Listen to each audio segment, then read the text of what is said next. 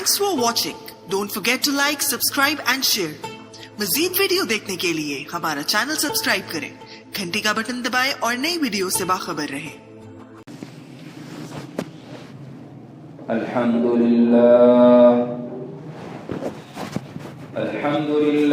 नहमदुहु व नस्तईनुहु व नस्तगफिरुहु व नु'मिनु बिही व नतवक्कलु अलैहि ونعوذ بالله من شرور أنفسنا ومن سيئات أعمالنا من يهده الله فلا مضل له ومن يضلله فلا هادي له ونشهد أن لا إله إلا الله وحده لا شريك له ونشهد أن سيدنا وحبيبنا ومولانا محمدا عبده ورسوله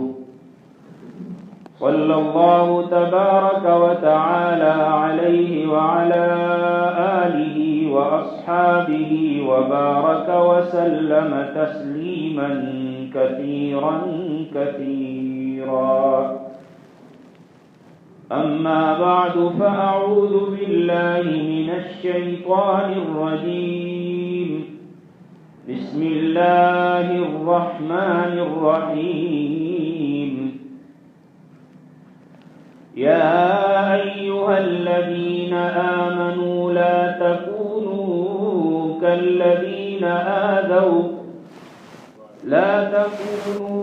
كالذين قالوا لإخوانهم إذا ضربوا في الأرض أو كانوا غزا لو كانوا عندنا ما ماتوا وما قتلوا ليجعل الله ذلك حسرة في قلوبهم والله يحيي ويميت والله بما تعملون بصير وقال النبي صلى الله عليه وسلم احرص على ما ينفعك واستعن بالله ولا تعجز وإن أصابك شيء فلا تقل لو أني فعلت كذا لكان كذا وكذا ولكن قل قدر الله وما شاء فعل فإن لو تفتح عمل الشيطان وقال أبو الدرداء رضي الله عنه إذا قضى الله بشيء يحب أن يرضى به عبده آمنت بالله صدق الله مولانا العظيم وصدق رسوله النبي الكريم ونحن على ذلك من الشاهدين والشاكرين والحمد لله رب العالمين بزرگان محترم اور برادران عزیز، ایمان کے شعبوں میں سے ایک عظیم الشان شعبہ یہ ہے کہ کائنات میں جو کچھ ہو رہا ہے وہ اللہ کی مشیت اور فیصلے سے ہو رہا ہے، لہذا ایک مسلمان سے مطالبہ ہے، مومن سے اس بات کا اللہ نے مطالبہ کیا ہے کہ وہ اللہ کے فیصلے پر راضی رہے۔ اس کو رضا بالقضاء کہا جاتا ہے۔ مطلب یہ ہے کہ جب اللہ سبحانہ و تعالی نے کسی کام کا فیصلہ فرما دیا اور اللہ کے فیصلے کے مطابق وہ کام ہو گیا، تو اب اس کے بعد انسان یہ نہ کہے کہ اگر ایسا نہ ہوتا تو اچھا ہوتا، اور یہ بھی نہ کہے کہ اگر کوئی کام نہیں ہوا تو یہ نہ کہے کہ اگر ایسا ہو جاتا تو بہت اچھا ہوتا۔ اس لیے کہ جو کچھ ہوا ہے وہ اللہ کے فیصلے سے ہوا ہے، اور اللہ سبحانہ و تعالی کا فیصلہ وہ حکمت پر مبنی ہوتا ہے، اسی میں خیر ہوتی ہے۔ انسان اپنے عقل سے اس فیصلے کو تسلیم کر لے کہ جو کچھ اللہ نے فیصلہ کیا میں اس کو تسلیم کرتا ہوں، وہ ٹھیک تھا۔ اسی عقیدے کو سمجھانے کے لیے نبی کریم صلی اللہ علیہ وسلم نے اس حدیث میں ارشاد فرمایا کہ احرص علی ما ینفعک، اس چیز کی کوشش اور لالچ کیجئے کہ جو آپ کو نفع پہنچانے والی ہے، دنیا اور آخرت کے لحاظ سے، بالخصوص دینی لحاظ سے جو چیز آپ کو فائدہ پہنچانے والی ہے اس کو حاصل کرنے کی کوشش کیجئے۔ دنیا کی لالچ اور دنیا کی کوشش تو بہت زیادہ اگر انسان کرے، حرص کرے، لالچ کرے تو اس سے منع کیا گیا ہے، لیکن دینی اعمال آخرت کے لیے جو جدوجہد ہے اس کو کرنے میں حرص اور لالچ یہ اللہ تعالیٰ کے ہاں پسندیدہ ہے۔ پھر انسان بعض اوقات کی کوشش کرتا ہے، لالچ کرتا ہے کہ فلاں میرا بھائی مجھ سے نیک اعمال میں آگے بڑھ گیا، میں پیچھے رہ گیا، کوشش تو کرنا چاہتا ہے لیکن پھر سوچتا ہے کہ یہ تو میرے بس کی بات نہیں ہے، کیونکہ وہ تو بہت بڑا آدمی ہے اور میرے پاس تو کچھ بھی نہیں ہے، اور وہ عاجز ہو کر بیٹھ جاتا ہے۔ تو اللہ سبحانہ، حضور صلی اللہ علیہ وسلم نے فرمایا وَاسْتَعِنْ بِاللَّهِ، کہ اللہ سے مدد طلب کرو، یعنی ہمت ہار کر مت بیٹھو، اللہ سے مانگو۔ وَلَا تَعْجِزْ، اور عاجز مت بنو، ہمت مت ہارو۔ اس لیے انسان جب اللہ تعالیٰ سے مانگتا ہے، کوئی بھی نیک کام ہے، آپ نے کسی کو دیکھا کہ وہ نیک کام میں آگے بڑھ گیا، کسی کو دیکھا آپ کے دل میں خواہش پیدا ہوئی، اب حضور صلی اللہ علیہ وسلم فرماتے ہیں کہ تم بھی ہمت کرو، وہ نیک کام کرنا شروع کر دو اور اللہ سے مانگو، اللہ سے توفیق مانگو۔ جب انسان اللہ سے توفیق مانگتا ہے تو اللہ سبحانہ و تعالی اس کو توفیق عطا فرما دیتے ہیں۔ اور اگر انسان اللہ سے مانگ لے اس کے بعد پھر وہ مانگنا دو حال سے خالی نہیں، یا تو اللہ کی توفیق سے اس عمل کے اوپر انسان کو ہمت ہو جاتی ہے، وہ کام کر لیتا ہے تو اس کو ثواب ملتا ہے، اور اگر اللہ سے مانگا تھا لیکن پھر بھی کوئی رکاوٹ آ گئی، وہ کام نہ ہوا، تو انشاءاللہ اللہ تعالیٰ پھر بھی اس پر وہ ثواب عطا فرماتے ہیں، بشرطے کہ دل سے مانگا ہو کہ اللہ مجھے بھی اس کام کی توفیق عطا فرما دے۔ چنانچہ حدیث شریف میں آتا ہے، حضور صلی اللہ علیہ وسلم نے فرمایا کہ جو شخص اخلاص سے اللہ تعالیٰ سے شہادت مانگتا ہے تو وہ اگر بسترے پر مر گیا تب بھی اللہ تعالیٰ اس کو شہادت کا ثواب عطا فرما دیتے ہیں۔ تو اللہ سبحانہ و تعالیٰ کے ہاں تو خزانوں میں کوئی کمی نہیں ہے، اللہ تعالیٰ تو بندے کو بہانے کا،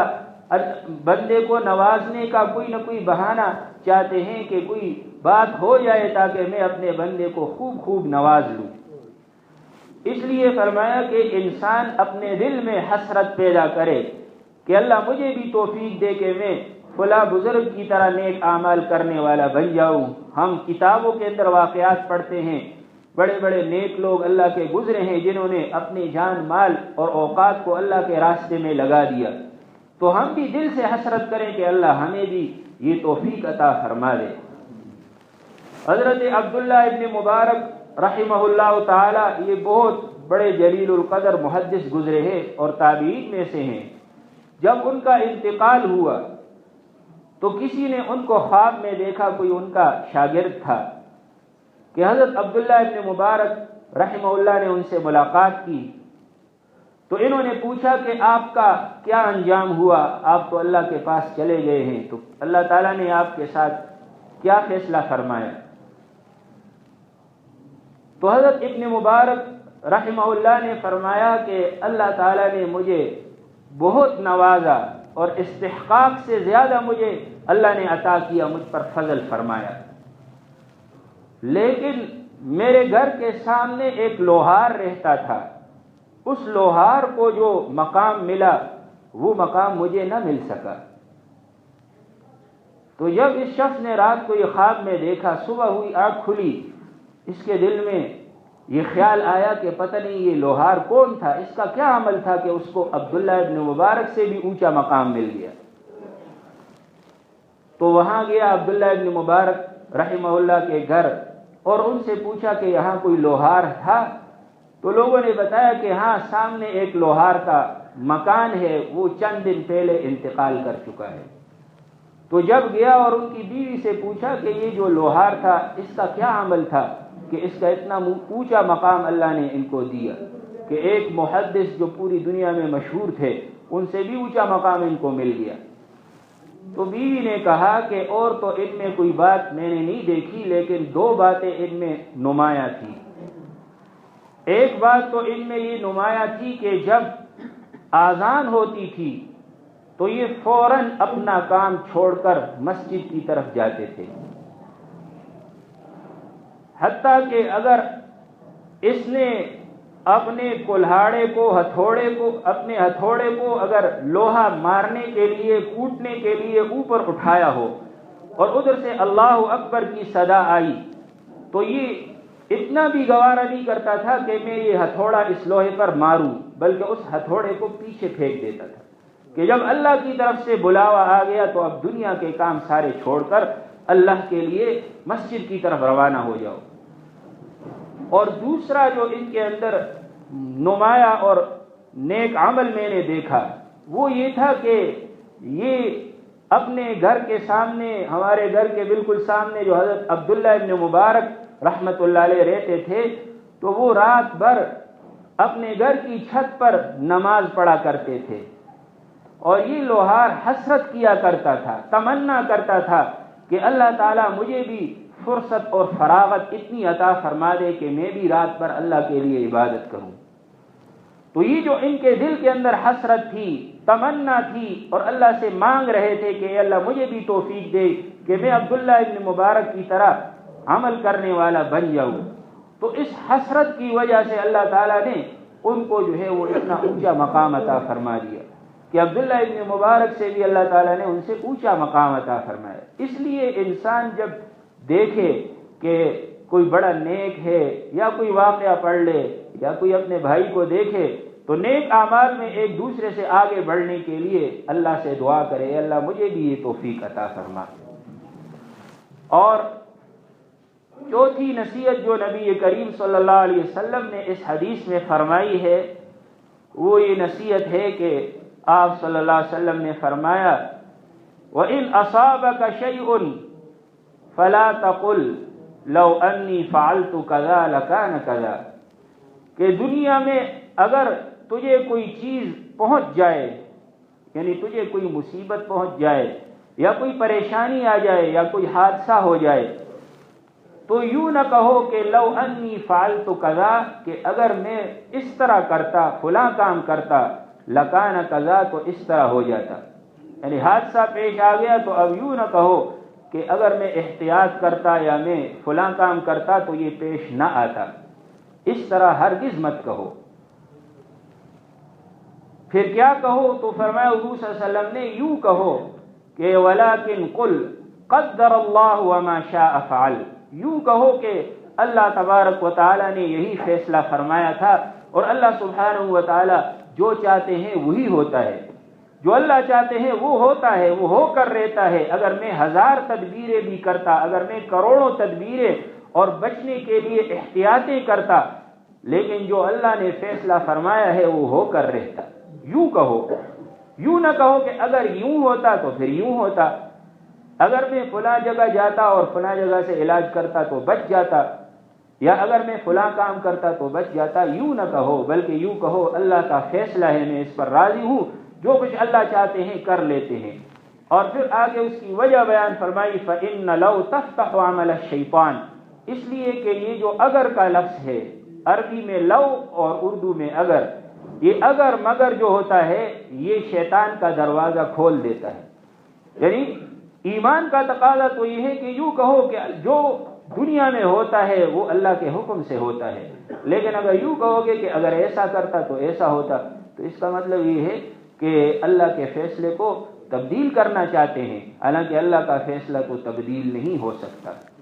اس لیے یہ انسان کو عقیدہ رکھنا ضروری ہے، ایمان کا تقاضا ہے۔ ہم سب الحمدللہ مسلمان ہیں، ہمارا ایمان تقدیر پر ہے، لیکن یہ ہے کہ اس کا اثر ہماری زندگیوں میں ظاہر ہو جائے، یہ ضروری ہے۔ اور اس کا اثر ہماری زندگیوں میں عام طور پر ظاہر نہیں ہوتا، اس لیے کہ جب کوئی پریشانی آتی ہے، جب کوئی واقعہ ہو جاتا ہے، تو ہم بعد میں کہتے ہیں کہ اگر یوں ہوتا پھر یوں ہوتا، اور یا پھر یہ ہے کہ بہت زیادہ پریشان ہو جاتے ہیں، اتنے پریشان ہوتے ہیں کہ اتنی پریشانی ایک ایمان والے کو نہیں ہونی چاہیے۔ اس لیے کہ جب اس کا عقیدہ ہے کہ اللہ تعالیٰ کی مرضی کے مطابق کائنات میں سب کچھ ہو رہا ہے، تو جو کچھ ہوا وہ اللہ کا فیصلہ تھا، تو اب اتنا پریشان ہونے کی کیا ضرورت ہے؟ اللہ کے فیصلے پر راضی ہو جاؤ۔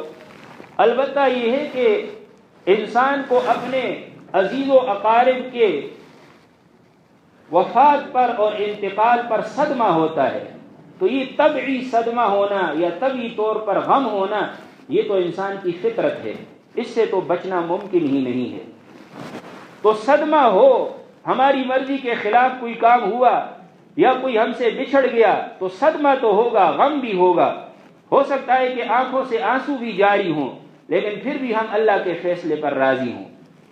تو بعض اوقات اس پر کسی کو سوال ہوتا ہے کہ یہ کیسے ہو سکتا ہے کہ صدمہ بھی ہو اور ہم اللہ کے فیصلے پر راضی بھی ہوں، دو چیزیں کیسے جمع ہو سکتی ہے؟ تو فرمایا کہ یہ دو چیزیں جمع ہو سکتی ہیں کہ انسان کو دل سے صدمہ بھی ہو، دل غمگین بھی ہو، لیکن اللہ کے فیصلے پر راضی بھی ہو۔ اس کی دنیا کے لحاظ سے ایک مثال سمجھیں،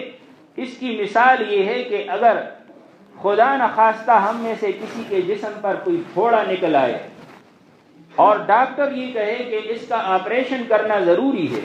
اگر آپریشن کرو گے تو تب صحت یاب ہوگے ورنہ نہیں ہوگے،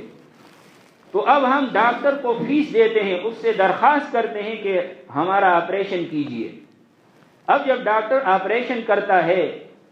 اور ہمارے جسم کو کاٹتا ہے تو ظاہر ہے کہ ہمارے جسم کو تکلیف ہوتی ہے، لیکن ہم عقلاً اس پر راضی ہیں، بلکہ ڈاکٹر سے بار بار ٹائم لیتے ہیں کہ ہمارا آپریشن کرایا جائے۔ کیوں راضی ہیں؟ اس لیے راضی ہیں کہ ہمیں معلوم ہے کہ ہمیں اگر صحت ملے گی تو اسی آپریشن کے ذریعے سے اللہ تعالیٰ عطا فرمائیں گے، تو اس لیے ہم خوش ہوتے ہیں۔ تو یہی مثال ہے کہ اگر ہمیں کوئی غم یا صدمہ ہوا، کوئی ہم سے بچھڑ گیا، پریشان ہیں، ہماری آنکھوں سے آنسو آ رہے ہیں، لیکن ہم عقلاً یہ دل سے شکایت نہ کریں، راضی ہوں کہ جو کچھ اللہ نے کیا یہ اللہ کا فیصلہ تھا، اسی طرح ہو کر رہنا تھا۔ تو ایک مومن جو ہوتا ہے وہ اس طرح کہتا ہے، لیکن ایک منافق جو ہوتا ہے، یہ منافق کا عمل ہوتا ہے کہ وہ بعد میں کہتا ہے کہ اگر اس طرح ہوتا تو پھر یوں ہوتا۔ قرآن کریم میں اللہ سبحانہ و تعالی نے غزوہ احد کے واقعات بیان فرمائے ہیں۔ غزوہ احد کے اندر شروع میں نبی کریم صلی اللہ علیہ وسلم اور صحابہ کرام کو بہت بڑا نقصان اٹھانا پڑا تھا اور 70 صحابہ شہید ہو گئے۔ اب جب احد کی لڑائی کے لیے مشرکین حملہ کرنے والے تھے، اس وقت نبی کریم صلی اللہ علیہ وسلم نے سب سے مشورہ لیا تھا۔ منافقین میں جو ان کے سردار تھے عبداللہ ابن ابی ابن سلول، اس کا مشورہ یہ تھا کہ مدینہ میں رہ کر لڑا جائے، لیکن بہت سے صحابہ نے یہ مشورہ دیا کہ باہر میدان میں آ کر لڑنا چاہیے۔ چنانچہ نبی کریم صلی اللہ علیہ وسلم نے صحابہ کے اس مشورے کو مان لیا اور احد کے میدان میں لڑائی ہوئی۔ شروع میں تو مسلمانوں کو فتح ہو رہی تھی، لیکن بعد میں مسلمانوں کو بہت بڑا نقصان اٹھانا پڑا اور 70 صحابہ جو ہے شہید ہو گئے۔ تو اب منافقین نے یہ کہا کہ اگر ہماری بات مانی جاتی تو پھر یہ نہ ہوتا، تو جو کچھ ہو گیا اس کے بارے میں اللہ کا قرآن تو یہ کہتا ہے کہ یوں کہو کہ یہ اللہ کی مرضی سے ہوا ہے، اللہ کا فیصلہ تھا، لہذا جو اللہ کا فیصلہ تھا اس پر ہم راضی ہیں۔ لیکن منافقین نے یہ کہا کہ اگر ہماری بات مانی جاتی تو اس طرح نہ ہوتا۔ تو اللہ سبحانہ و تعالی نے قرآن کریم میں بڑے عجیب انداز میں اس کو بیان فرمایا۔ ثم انزل علیکم من بعد الغم امنة نعاسا یغشا. پھر اللہ سبحانہ و تعالی نے صحابہ کرام پر غم کے بعد ایک امن نازل کر دیا. پہلے ان کو غم لاحق ہوا کیونکہ 70 صحابہ شہید ہوئے اور یہ جھوٹی افواہ بھی پھیلائی گئی کہ محمد الرسول اللہ صلی اللہ علیہ وسلم بھی معاذ اللہ قتل ہو گئے. صحابہ کے قدم ڈگمگا گئے، پریشان ہوئے کہ جب حضور صلی اللہ علیہ وسلم دنیا میں نہ رہے تو ہمارے جینے کا کیا فائدہ. تو بڑا غم ہوا، لیکن اللہ فرماتے ہیں ہم نے ان پر غم کے بعد ایک امن نازل کر دیا. وہ امن کیا تھا؟ نعاسن، ایک نیند تھی. یغشا طائفۃ منکم، کہ جس نے تم میں سے ایک جماعت کو ڈھانپ لیا. تو یہ اللہ تعالیٰ کی طرف سے ایک سکون نازل ہوتا ہے جس کو سکینہ کہتے ہیں، کہ نیند سی آ جاتی ہے اور غم دور ہو جاتا ہے. اللہ تعالیٰ نے صحابہ کرام پر اس طرح سکون نازل فرمایا، نیند نازل فرمائی. تو یہ تو صحابہ کی حالت تھی، لیکن دوسری طرف منافقین کی حالت یہ تھی وَطَائِفَةٌ قَدْ أَهَمَّتْهُمْ أَنفُسُهُمْ، اور دوسری جماعت وہ تھی کہ جن کو اپنی جان ہی کی پڑی ہوئی تھی. ان کو یہ فکر تھی کہ کسی طریقے سے ہم بچ جائیں، چاہے حضور صلی اللہ علیہ وسلم کو کوئی نقصان پہنچے ہمیں کوئی پرواہ نہیں، مسلمانوں کو شکست ہو جائے کوئی پرواہ نہیں، کسی طرح ہماری جان بچ جائے. یظنون باللہ غیر الحق ظن الجاہلیہ، وہ اللہ تعالیٰ کے بارے میں ناحق غلط قسم کا گمان کر رہے تھے، اور وہ گمان جاہلیت کا گمان ہے. اور کہنے لگے کہ لو کان لنا من الامر شیء ما قتلنا ہاہنا، کہ اگر ہمارا کوئی بس چلتا، ہمارا کوئی اختیار چلتا تو ہم یہاں قتل نہ ہوتے. ہماری بات نہیں مانی گئی اس لیے ہم یہاں قتل ہو گئے ہیں. تو اللہ نے فرمایا قل لو کنتم فی بیوتکم لبرز الذین کتب علیہم القتل الی مضاجعہم. آپ ان سے فرما دیجئے کہ اگر تم اپنے گھروں میں ہوتے اور اللہ کا فیصلہ یہ ہوتا کہ احد میں تم مارے جاؤ گے، تو اللہ تعالیٰ تمہیں وہاں سے نکال کر یہاں تک پہنچا دیتا اور تم اپنے اس مقام پر ہی مرتے جہاں اللہ کی طرف سے مرنا طے ہو چکا تھا. تو اس لیے یہ دیکھیں کہ منافقین نے اس موقع پر یہ کہا کہ اگر ہماری بات مانی جاتی تو یہ نہ ہوتا. تو اللہ کا حکم یہ ہے کہ جب کوئی فیصلہ ہو گیا، جو کام ہو چکا ہے، اس کے بارے میں یوں نہ کہو کہ اگر ہم یہ کرتے تو پھر یہ ہوتا. بہت سے لوگ کسی کو رشتہ دے دیتے ہیں، بچی کا رشتہ دے دیا، پھر بعد میں افسوس کرتے ہیں اگر کاش کہ ہم ان کو رشتہ نہ دیتے ان کو دیتے تو پھر یہ اچھا ہوتا. تو یہ اگر کا لفظ شیطان کا دروازہ کھولتا ہے، کیونکہ رشتہ جو ہوا ہے وہ اللہ کی طرف سے طے شدہ تھا. اگر ہم 1000 تدبیریں کرتے پھر بھی اللہ کا فیصلہ ہو کر رہنا تھا. تو اس لیے اب اللہ کے فیصلے پر راضی رہو، جو کچھ اللہ نے کیا وہی ہونا تھا. البتہ اس کا یہ مطلب نہیں ہے کہ انسان کسی کام کے کرنے سے پہلے کوئی تدبیر نہ کرے. کام کرنے سے پہلے تو اپنی طرف سے ساری احتیاطیں اور تدبیریں کر لو. جیسے حضور صلی اللہ علیہ وسلم احد کے لیے جانے لگے تو آپ صلی اللہ علیہ وسلم نے صحابہ کرام کو تیار فرمایا اور جنگی سامان جتنا تھا وہ لے لیا. اپنے جسم مبارک پر 2 زریں آپ نے پہنی ہوئی تھی اور اچھے طریقے سے صحابہ کو ان کے مقامات پر بٹھا دیا اور اللہ پر بھروسہ کیا. لیکن جب اللہ کا فیصلہ جو ہوا تو اس کے بعد پھر حضور صلی اللہ علیہ وسلم نے اس پر اس طرح نہیں فرمایا کہ اگر یہ ہوتا تو پھر یہ ہوتا. حالانکہ حضور صلی اللہ علیہ وسلم کی رائے بھی یہ تھی کہ مدینہ میں رہ کر لڑا جائے، لیکن صحابہ میں سے اکثر صحابہ فرما رہے تھے کہ ہم باہر نکلیں گے، تو آپ نے ان کی رائے کو مان لیا. تو یہی بات ہے جو اللہ تعالی ہمیں قرآن میں سمجھانا چاہتے ہیں. فرمایا یا ایھا الذین آمنوا لا تکونوا کالذین قالوا لاخوانہم، اے ایمان والو تم ان لوگوں کی طرح مت ہو جاؤ کالذین کفروا، کہ جو کافر ہیں، وقالوا لاخوانہم، اور انہوں نے اپنے بھائیوں سے کہا کہ جب وہ بھائی سفر میں گئے، کسی جگہ مسافر بن کر گئے، وہاں مر گئے، او کانوا غزاً، یا وہ وہاں غازی تھے، جہاد کے لیے گئے تھے، تو ان کے بارے میں انہوں نے کہا کہ لو کانوا عندنا ما ماتوا وما قتلوا، اگر وہ ہمارے پاس یہاں ہوتے تو نہ مرتے. جیسے آج کل بعض جگہوں میں کرونا پھیلا ہوا ہے، تو جب وہاں جا کر کوئی آدمی مرتا ہے تو کہتے ہیں اگر یہ گھر میں ہوتا تو نہ مرتا. تو بھائی اللہ کی طرف سے جب لکھا ہوا ہے کہ اس کی موت وہاں ہوگی تو کیسے ہو سکتا ہے کہ وہ وہاں نہ پہنچے؟ جو واقعہ ہو گیا تو بس اس کے بارے میں یہ کہنا کہ اگر وہ ہمارے پاس ہوتے تو نہ مرتے، وما قتلوا، اور نہ قتل کیے جاتے، یہ نہ کہو، کیونکہ اگر یہ کہو گے تو لیجعل اللہ ذلک حسرۃ فی قلوبہم، یہ اس لیے وہ کہہ رہے ہیں کہ تاکہ اللہ تعالیٰ اس بات کو ان کے دل میں حسرت بنا کر چھوڑ دے، یعنی ساری زندگی دل کے اندر یہ حسرت رہے کہ اگر اس طرح نہ ہوتا تو پھر یہ ہوتا۔ تو ایک غیر مسلم یا منافق یا کافر تو صرف اسباب کو دیکھتا ہے، اس لیے وہ پھر ساری زندگی اس حسرت اور افسوس میں گزارتا ہے کہ کاش کہ اگر ہم اس طرح کرتے تو یہ نہ ہوتا۔ اللہ فرماتے ہیں واللہ یحیی و یمیت، اللہ ہی ہے جو زندگی دیتا ہے اور اللہ ہی ہے جو موت دیتا ہے، واللہ بما تعملون بصیر، اور اللہ تعالیٰ تمہارے اعمال کو دیکھ رہے ہیں۔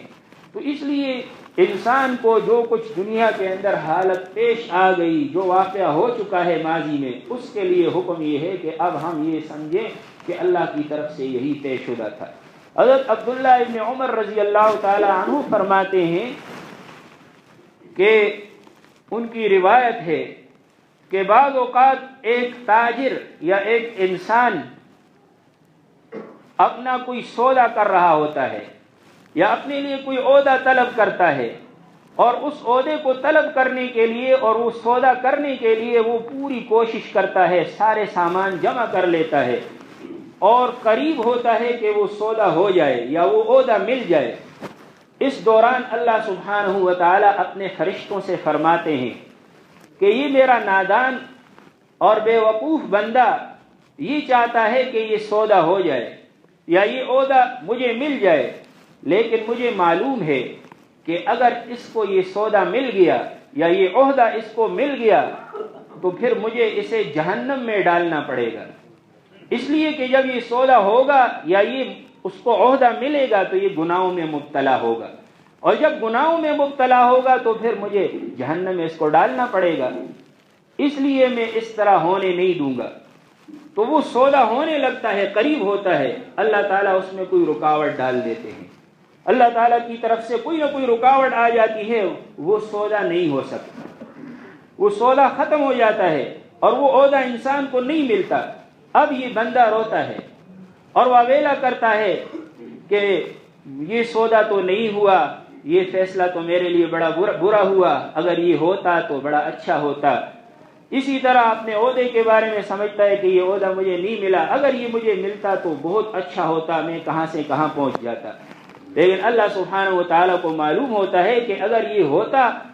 تو پھر یہ گناہگار ہوتا، آگے جا کر یہ گناہوں میں مبتلا ہوتا۔ تو یہ ہے تقدیر کے اوپر ایمان لانا اور اللہ کے فیصلے پر راضی رہنا۔ حضرت عبداللہ ابن مسعود رضی اللہ تعالیٰ عنہ فرماتے ہیں کہ اگر آگ کا انگارہ میں اپنے زبان پر رکھ کر اس کو چوسوں تو یہ مجھے زیادہ پسند ہے اس بات سے کہ ماضی میں جو کچھ ہو گیا تو میں اس کے بارے میں یوں کہوں کہ اگر ایسا نہ ہوتا تو اچھا تھا، یا اگر ایسا ہوتا تو اچھا تھا، اس لیے کہ جو کچھ ہو گیا وہ اللہ سبحانہ و تعالیٰ نے اسی طرح فیصلہ فرمایا تھا۔ اللہ کے فیصلے کو کوئی ٹال نہیں سکتا، اللہ کے فیصلے کو کوئی روک نہیں سکتا۔ تو یہ انسان کا ایمان ہونا ضروری ہے، عقیدہ ہونا ضروری ہے، اور یہ عقیدہ ایمان کے اجزاء میں سے ایک اہم جز ہے۔ اس کا اثر ہماری زندگیوں میں آ جائے، یعنی ہم اس کے اوپر عمل کرنے والے بن جائے کہ جو کچھ فیصلے ہو گئے ان کے بارے میں ہم یہ سمجھیں، دل سے اس پر راضی ہوں کہ اللہ کی طرف سے یہی حکمت تھی اور اللہ کی طرف سے یہ طے شدہ تھا۔ حدیث میں آتا ہے، ایک صحابی فرماتے ہیں کہ اذا اراد اللہ بعبدہ خیرا، کہ جب اللہ کسی اپنے بندے کے ساتھ خیر کا ارادہ کرتے ہیں، ارضى اللہ بما قسم له، تو اللہ اس کو اس پر راضی کر لیتے ہیں کہ جو اس کے لیے اللہ نے حصہ رکھا ہے، ثم بارک له فیہ، اور پھر اس کے لیے اس میں برکت ڈال دیتے ہیں۔ اور جب اللہ تعالیٰ کسی کے ساتھ خیر کا ارادہ نہیں کرتے